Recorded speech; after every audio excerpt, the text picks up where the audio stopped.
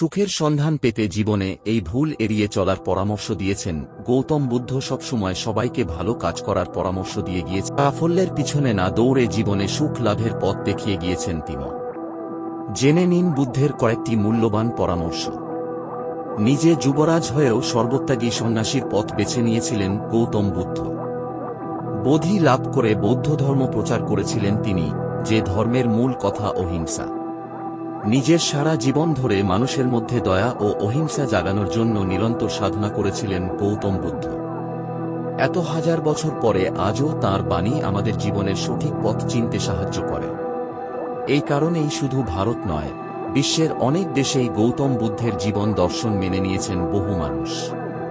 অনেক সময় আমরা নিজেদের জ্ঞান জাহির করার জন্য উপদেশ ও পরামর্শ দিয়ে ফেলি। যাকে দিচ্ছি তার আদৌ সেই পরামর্শের প্রয়োজন আছে কিনা তা ভেবে দেখি না। এভাবে কিন্তু আমরা নিজেদের পাণ্ডিত্য নয়, বোকামির প্রকাশ করি। তাই আগে দেখুন যাকে উপদেশ দিচ্ছেন তার সত্যি এর প্রয়োজন আছে কিনা। দুরকমের মানুষ অন্যকে উপদেশ দিয়ে থাকেন।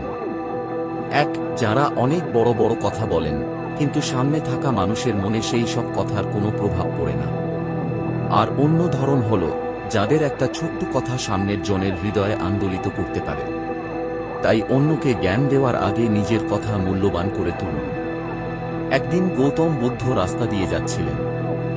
একজন সন্ন্যাসী তাঁর দেহের অপরূপ জ্যোতি দেখে মুগ্ধ হয়ে যান। ওই সন্ন্যাসী তাকে জিজ্ঞেস করেন, আপনি কি দেবতা? বুদ্ধ তাকে বলেন, না, আমিও আপনার মতো সাধারণ মানুষ। শুধু পার্থক্য হল আমি জেগে আছি আর আপনি এখনো ঘুমিয়ে আছেন। ওই সন্ন্যাসী তখন বুদ্ধের কাছে তাঁর গুরুকে তা জানতে চান।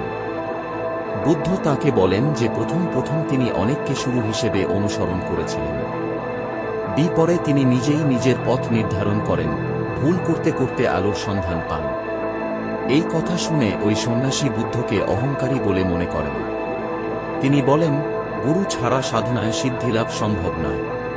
তুমি তোমার গুরুর কৃতিত্ব নিজে নিয়ে নিতে চাইছ। এই কথা শুনে বুদ্ধ আর কোনো কথা না বলে সেখান থেকে চলে যান। কারণ তিনি তাঁর এনার্জি ও সময় বৃথা নষ্ট করতে চাইছিলেন না। তিনি বুঝেছিলেন ওই সন্ন্যাসীর সঙ্গে আর কথা বাড়িয়ে লাভ নেই।